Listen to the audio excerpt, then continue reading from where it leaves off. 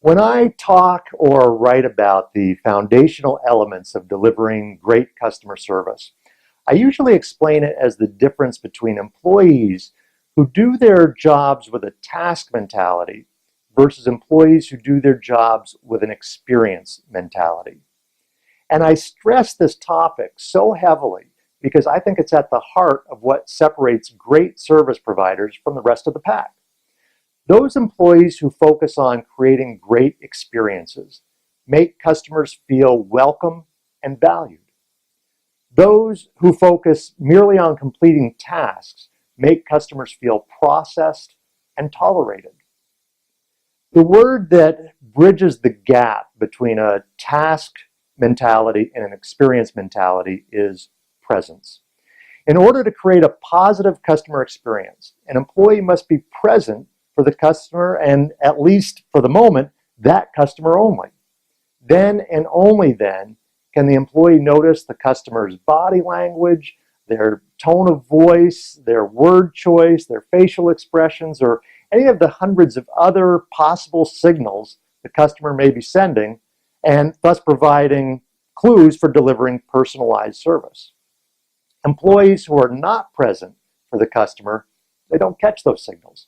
They just go through the motions of completing the task. They're thinking about the next customer or the previous customer. They're thinking about their spouse or their paperwork or their supervisor. Anything but the customer they're dealing with at that moment. And here's the thing, the customer perceives that employee's attitude as one of not caring.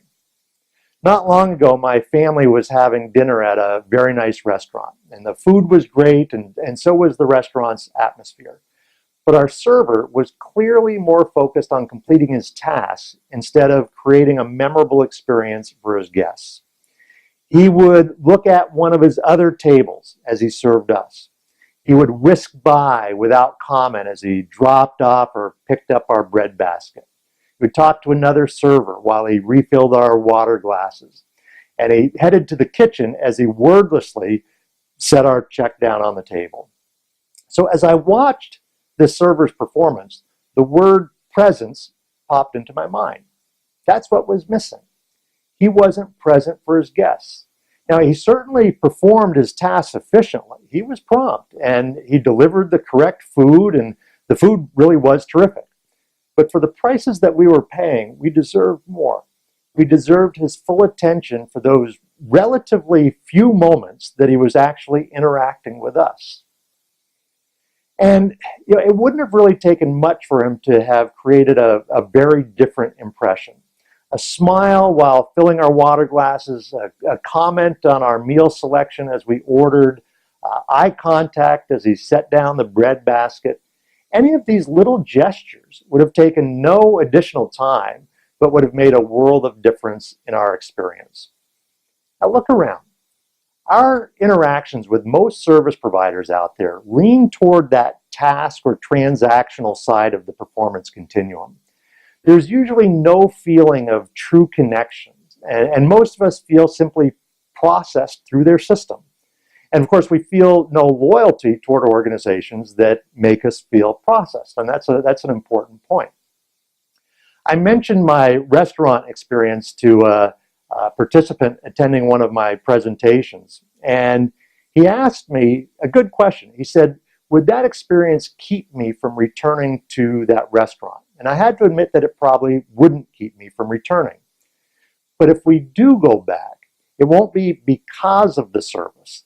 It will be in spite of the service. And that's a very important distinction. In today's competitive environment, businesses of every type need to set their sights higher than just delivering service that doesn't drive customers away. All of our businesses need to focus on giving our customers excellent reasons to definitely come back and to sing our praises to friends, families, and colleagues, and so forth. If we want loyal customers who love us, we have to be present. So here are a couple of questions for you. In your industry or in your job, what specific behaviors demonstrate being present for your customers? The next question, of course, is, are you and your organization demonstrating those behaviors with every customer? If your answer is no or not really, you know what you need to do to be present. And if you do it very well, your customers will love you for it.